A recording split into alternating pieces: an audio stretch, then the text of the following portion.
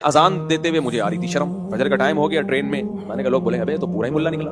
ہم کالج کا دور تھا ہمارا, 11ویں میں یا میٹرک میں تھا میں. پھر مجھے خیال آیا, میں نے کہا یار دیکھو اگر نماز غلط ہے تو پھر اذان بھی غلط ہے, اگر نماز صحیح ہے تو پھر اذان بھی کیا ہے.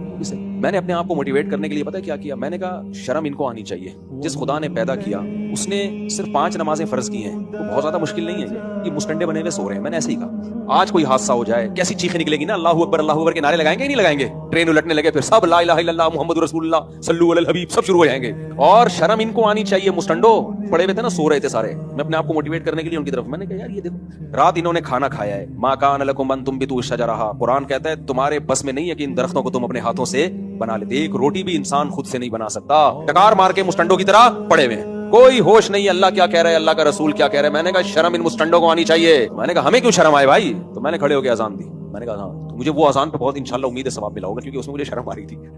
بیوی نماز نہیں پڑھتی ہے, اس کی 2 صورتیں, پہلے سے ہی نہیں پڑھتی تھی اور آپ کو پتا تھا کہ نہیں پڑھتی, تو سوال پیدا ہوتا ہے آپ نے بے نمازی سے شادی کی کیوں. دیکھو دیندار لڑکی سے نکاح کرو, اس وقت تو دماغ میں نا عشق کا بھوت سوار ہوتا ہے. لوگ دین نہیں دیکھتے, نہ یہ دیکھتے ہیں کہ پردہ کرتی ہے کہ نہیں کرتی, نہ یہ دیکھتے ہیں کہ نماز پڑھتی ہے کہ نہیں پڑھتی. لیکن یہ بھوت جب اترتا ہے جب آپ کے بچے جوان ہونا شروع ہوتے ہیں اور وہ نماز نہیں پڑھتے, بیٹیاں پردہ نہیں کرتی. وہ کیوں کریں گی پردہ جب ان کی امی پردہ نہیں کر رہی ہیں, تو وہ کیوں کریں گی. پھر آپ پریشان ہوتے ہو یار میری تو کوئی اولاد بھی میرے ٹریک پر نہیں چل رہی. آپ کہہ سکتے ہو میں اپنی بچوں کی اتنی اچھی تربیت کروں گا کہ وہ ماما کی بات ماننے کے بجائے پاپا کی بات مانیں گے. تو یاد رکھو جب انسان کے پاس برائی کا راستہ بھی ہوتا ہے جس میں آزادی ہے, اور اچھائی کا راستہ بھی ہوتا ہے جس میں ٹینشن ہے, تو زیادہ تر لوگ کس راستے کو فالو کرتے ہیں, برائی کے. آپ کہیں گے بیٹا ڈرامہ مت دیکھو, مما خود فلم دیکھ رہی ہوں گی, انڈیا مووی دیکھ رہی ہوں گی, اور بچوں کو مووی میں ڈانس کرتے ہوئے وہ گلوکار اور اداکار بہت اچھے لگ رہے ہوں گے.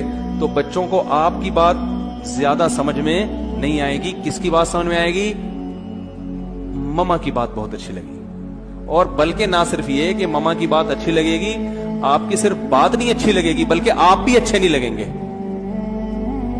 یا تو اتنا ہوتا نا آپ اچھے لگ رہے ہیں باتیں اچھی نہیں لگ رہی, 2-4 دفعہ آپ نے وہ باتوں کو ریپیٹ کیا نا, بیٹا یہ کیا ہے ہاف سلیو لیس کپڑے پہنے ہوئے ہیں, لڑکا.